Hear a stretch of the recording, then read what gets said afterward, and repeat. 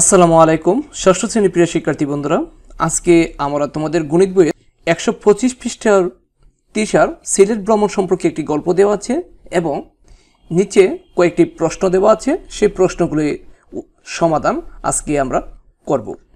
প্রিয় শিক্ষার্থী বন্ধুরা, তিশার সিলেট ভ্রমণ সম্পর্কে গল্পের লেখাগুলি আমরা এখানে তুলে নিয়েছি। প্রথম বলা হয়েছে, তিশা 2500 টাকা নিয়ে খুলনা থেকে সিলেটে যাওয়ার বাসে উঠল।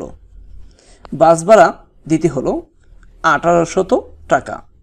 দ্বিতীয়ত বলা হয়েছে, যাওয়ার পথে বাস থামল, তিশা কিছু খাবার কিনে খেলো। তারপরে বলা হয়েছে, সিলেট পৌঁছার পর সে দেখল তার মোট টাকার 80 ভাগই খরচ হয়ে গেছে। এখন আমরা নিচের প্রশ্নগুলো পর্যায়ক্রমে সমাধান করব। ক নম্বর প্রশ্নটি বলা হয়েছে, আমরা এই পর্যায়ক্রমে ক খ দিয়ে নিলাম, কিন্তু তোমাদের বইয়ের মধ্যে ক খ দেওয়া নাই। প্রথম প্রশ্নটি বলা হয়েছে, বাস ভাড়া তিশার কাছে টাকা মোট টাকার শতকরা কত অংশ? অর্থাৎ তিনি যে বাস ভাড়া দিয়েছেন, এই বাস ভাড়াটি মোট টাকার শতকরা কত অংশ, সেটির সমাধান আমরা করে নিয়েছি। আমরা লিখে নিয়েছি যে বাস ভাড়াটা হচ্ছে বাস ভাড়া ডিভাইডেড বাই মোট টাকা গুণ 100। অর্থাৎ আমাদের কাছে শতকরা জানতে চেয়েছে, সেজন্য আমরা মোট টাকা দিয়ে বাস ভাড়াকে ভাগ দেব, গুণ দিব 100। বাস ভাড়া হচ্ছে 1800 টাকা, আমরা পেসেজে দেখতে পাচ্ছি, এবং মোট টাকা হচ্ছে 2500 টাকা গুণ 100। 100টা হচ্ছে শতকরা প্রকাশ করার জন্য 100 দিতে হবে।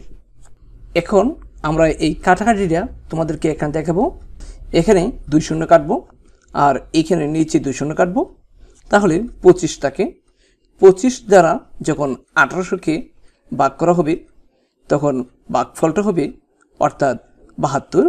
কীভাবে হয়েছে আমরা এখানে তোমাদেরকে সেটাও করে দেখাচ্ছি, যে আমরা যদি 25 দ্বারা 180কে ভাগ দিই তাহলে 7 বার যাবে, 7 25-এ 175 হয়, তাকে 5, ঠিক আছে, 5 থাকলে আর এখানে শূন্য, 25 দ্বিগুণে 50, তাহলে কাটাকাটি হয়ে আমরা 72 পাচ্ছি।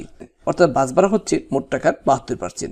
এই ভাগটি তোমরা প্রথমে এই পাশে 2টি শূন্য, এই পাশে 2টি শূন্য কেটে 25 দ্বারা 1800কে এই সাধারণ নিয়মে ভাগ করে 72 তোমরা পেতে পারো, অথবা তোমরা যদি ক্যালকুলেটর ইউজ করো তাহলে অবশ্যই এই 72ই পাবা।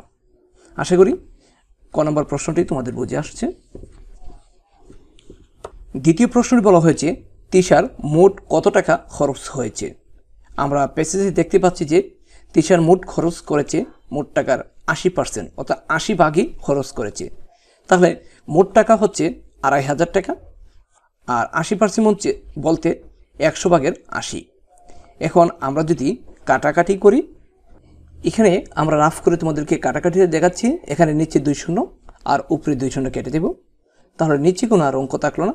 আমরা 25 দ্বারা যখন 80কে গুণ করব তখন আমাদের 2000 আসবে, অর্থাৎ 8 25-এ হয় 200, আর একটি শূন্য রয়েছে, এই শূন্যটা দিলে আমাদের আসবে 2000।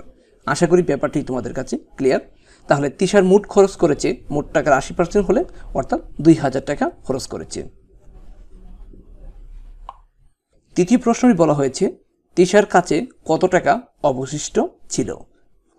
তাহলে তিশার কাছে অবশিষ্ট ছিল মোট টাকা থেকে আমরা মোট খরচটা বাদ দেব।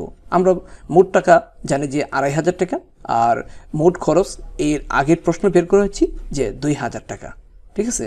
2500 থেকে 2000 বিয়োগ দিলে 500 টাকা থাকবে। তাহলে আমরা তিশার কাছে জানতে পারি যে তিশার কাছে অবশিষ্ট ছিল 500 টাকা। ঘ নম্বর অর্থাৎ 4 নম্বর প্রশ্নটি বলা হয়েছে, তিশা কত টাকার খাবার খেয়েছিল? আমরা লিখে নিয়েছি যে তিশার খাবার খরচটা হচ্ছে মোট খরচ থেকে আমরা বাস ভাড়া বাদ দিলে খাবার খরচটি বেরিয়ে আসবে। মোট খরচ হচ্ছে আমরা পেয়েছি 2000 টাকা, আর বাস ভাড়া হচ্ছে 1800 টাকা উদ্দীপকে দেওয়া আছে, অর্থাৎ গল্পের মধ্যে দেওয়া আছে। তাহলে 2000 থেকে 1800 টাকা বিয়োগ করলে তাকে কত? 200 টাকা।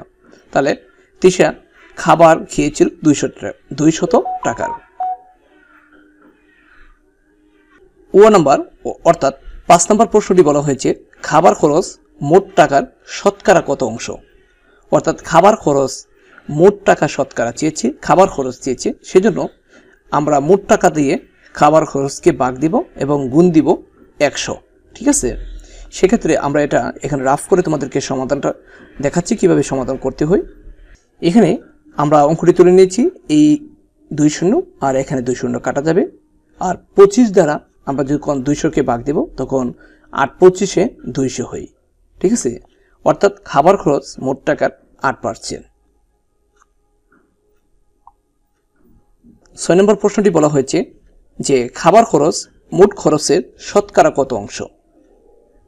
এই খাবার খরচকে আমরা মোট খরচের দ্বারা ভাগ দিব এবং 100 দ্বারা গুণ করব।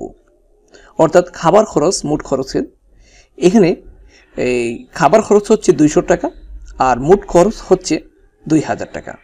ঠিক আছে, সেক্ষেত্রে আমরা 2000 দিয়ে 200কে ভাগ দিব এবং গুণ দিব 100। এখানে আমি তোমাদেরকে রাফ করে দেখাচ্ছি কিভাবে সেটা কাটাকাটি করতে হবে। সেটি তুলে নিয়েছি, এখানে 2 শূন্য আর এখানে 2 শূন্য কাটা যাবে, থাকবে 20, 20 একে 20, আর এখানে 20 একে 20 আর একটি শূন্য থাকে এভাবে। অর্থাৎ 20 দ্বারা যখন 200কে ভাগ করা হয় তখন 10 20 হয় 100, সমান সমান হবে 10%।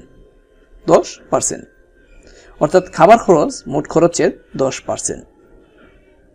প্রিয় শিক্ষার্থী বন্ধুরা, ভিডিওটি যদি তোমাদের ভালো লাগে অবশ্যই বন্ধুদের কাছে ভিডিওটি শেয়ার করবা, একটি লাইক দিতে কিন্তু ভুল করবা না। আসসালামু আলাইকুম।